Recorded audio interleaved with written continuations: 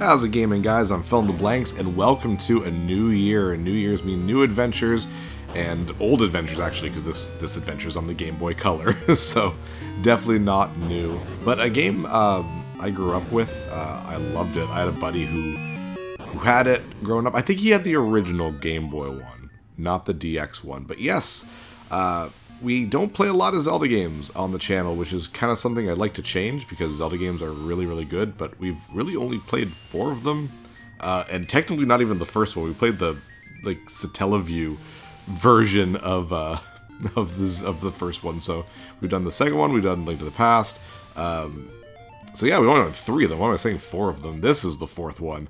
The first one for a portable system, and an impressive game for its time. If you haven't played it before, I'm glad you can join me for it. If you have played it before, I'm still glad you're here. This is The Legend of Zelda Link's Awakening DX. Such a good game. So, the original came out in 93, which is, I wouldn't say late in the Game Boy's life. The Game Boy lasted a long time, but 93 is 4 years in. But Link's Awakening was still very impressive for the time. 1998, I don't know if this came out before or after Ocarina of Time, because Ocarina of Time was also 98. But this was just, the Game Boy Color had come out, and this was, one of the plans Nintendo had for a long time was to redo a lot of their Game Boy games, like with the DX version, but they didn't do it. Link's Awakening is really the, maybe there was another one after this one, but this is the only one I can think of that actually made it. They planned on Metroid 2 to do it. I wouldn't be surprised if they planned on Mario Land 2, but let's get in there. Yeah, player select, we'll put in our name, or my name. Collectively, we don't have a name, but I have a name. It is Phil. And let's get in there. So after being shipwrecked on that island with a gigantic Yoshi egg, I guess we wake up in bed. Because every Zelda game begins with you wake up in bed. At least a good chunk of them. What a relief. I thought you'd never wake up. You were tossing and turning. What? Zelda? No, my name's Marin. You must still be feeling a little woozy. You're on Koholint Island. And then you can walk around. This is Marin. I love Marin. I think she's fantastic. She's one of my favorite characters in the Zelda history. I just think she's great. Follow the lane south to reach the beach where I found you. Since you washed ashore, lots of nasty monsters have been in the area, so be careful, okay? You got this guy, who is Terran. Is it Terran?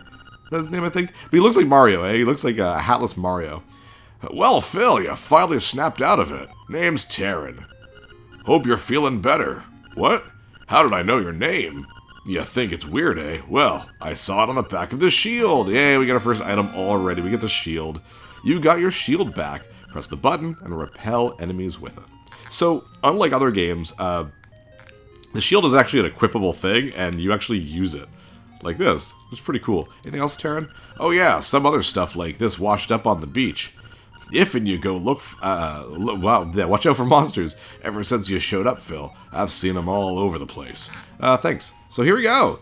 This is Link's Awakening for the Game Boy. Press start, you can see all your stuff. Right now we have, obviously, very little. We have nothing here. We just have one thing.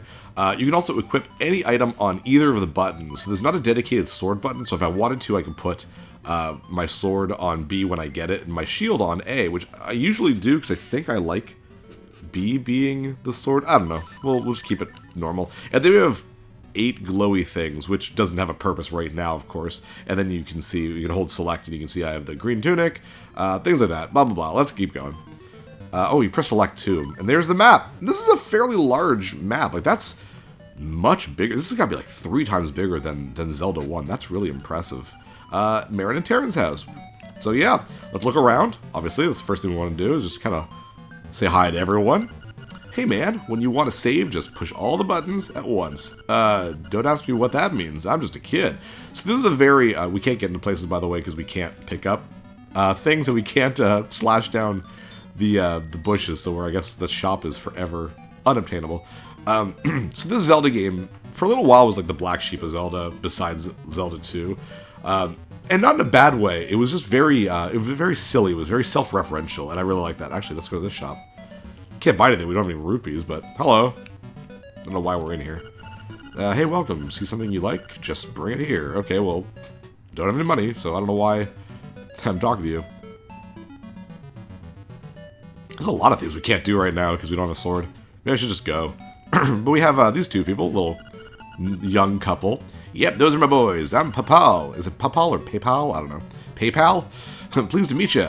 I'll be lost in the hills later, so keep a lookout for me here. See, it's self-referential. Like, apparently, it knows later in the game you will be up in the mountains. Because they all look alike, even I am sometimes confused. By the way, my baby wants a Yoshi doll. I saw one at the trendy game, but I couldn't get it. Hint, hint, hint. So do you have other kids? Where are the other kids? Oh, they must be all the... I didn't even notice. So you got...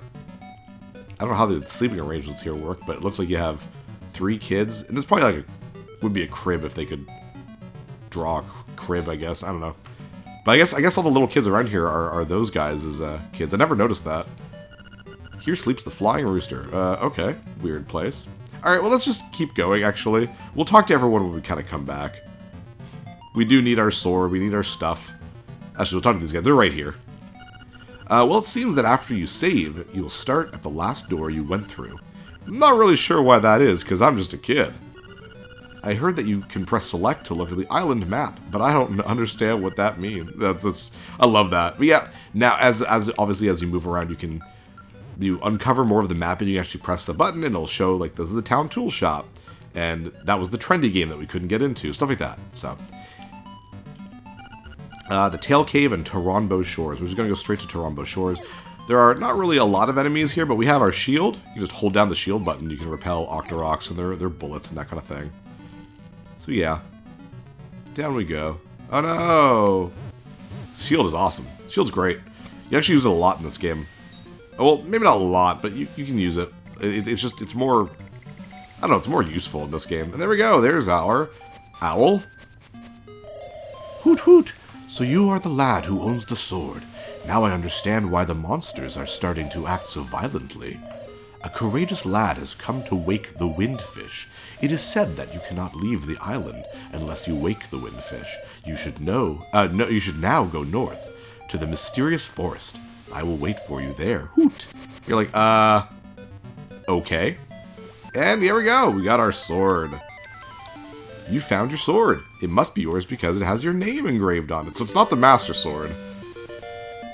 Yeah, you got the classic Zelda theme. Or this version's, this game's version of the Zelda theme. But yeah, bam, bam, bam. There we go. We can hold our button, do a little swirly attack. It's only the second game with the spin slash, but still pretty good. And we're just gonna walk around, explore, because that's what a Zelda game's about. And you might be thinking, hey Phil, why aren't you playing the Switch version? And that's a good question. Normally, I like to play the original games instead of the remakes on this channel. Not that I don't like playing the remakes, I just like to play the original ones before that. Let's go in here. We got a big crocodile man. Welcome to Sail's House of Bananas. Your name is Sail? I'm Sail. This is my house. Actually, my hobby is collecting rare and unusual canned food. My brother is an artist, so I guess strange hobbies run in the family. Alright, that's weird. I love that his bed is in the water, though. Cute little thing. But yeah. The reason I'm not playing, I played this one instead of the original Game Boy one, to be fair, is just because there's not a giant amount of changes between this and the original Game Boy one. So if I'm going to choose one, I might as well be the one that's in color. Beware of sea urchins. Don't touch them with your bare hands. You know, use your shield. But yeah, there's also an extra dungeon. So, oh, and Game Boy camera functionalities. So we're going to be collecting all the Game Boy camera pictures as well, so that'll be a lot of fun. So there's, you know, good reason why to play this one instead of the original Game Boy version of it. So, I don't actually think I've actually ever played the original Game Boy one.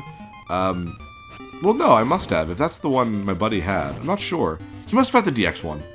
So I don't remember playing the original one, but I remember the DX one like crazy. So anyways, we're back in town, now we have the sword. Let's explore a little bit more. We have this library that gives us tips and stuff.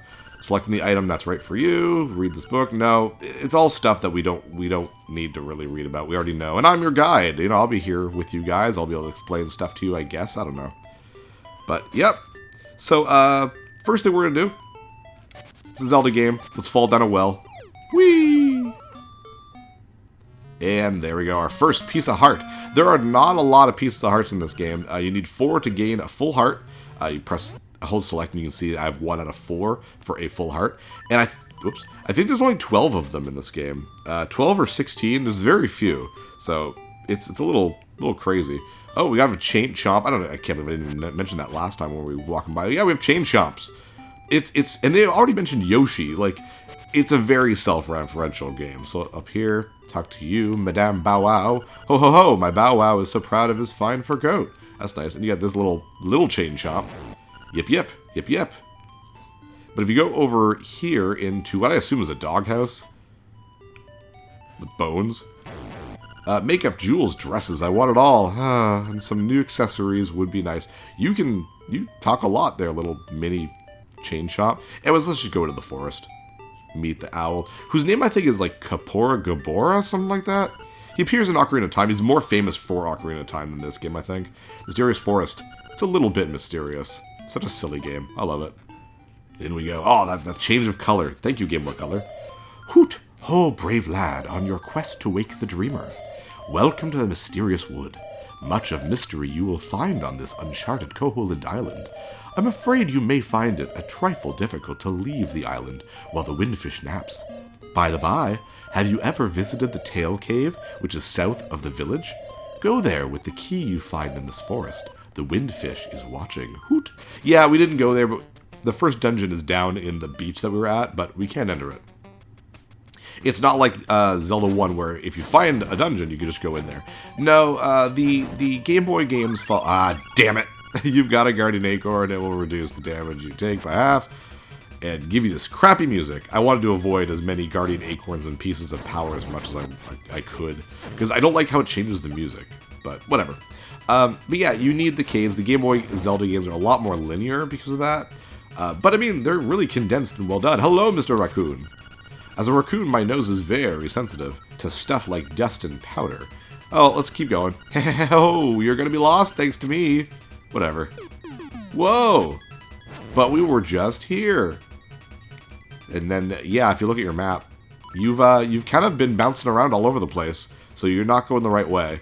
This looks like it'd be a fairy fountain. It's not. I don't think it is, anyways. So, who knows where we are, but we're not where we want to be. Because over to the left here, and then back up, is where that raccoon was. Damn you. He says it again. You're gonna be lost thanks to me.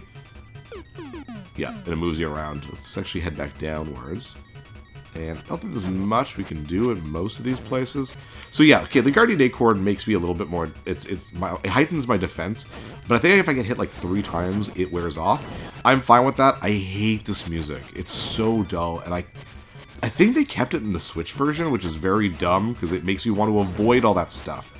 Piece of Power is the same thing, except it increases your attack power, which is cool, I guess. But it also makes the game fairly easy. This is a fairly easy Zelda game, so I don't need that stuff. Wear floors with cracks. A heavy person should not stand on them. Am I heavy? Thought it was a kid. Nice theme music is worn off, which I think means... oh, careful. Don't want to stand on this cracked floor too much. Which I think means it's not in play anymore. Oh, no, damn it! Ah! That's a piece of power, so now my attack is up. Yeah, the music's back. Whatever. Push this, and... get some money! 50 rupees! Very nice.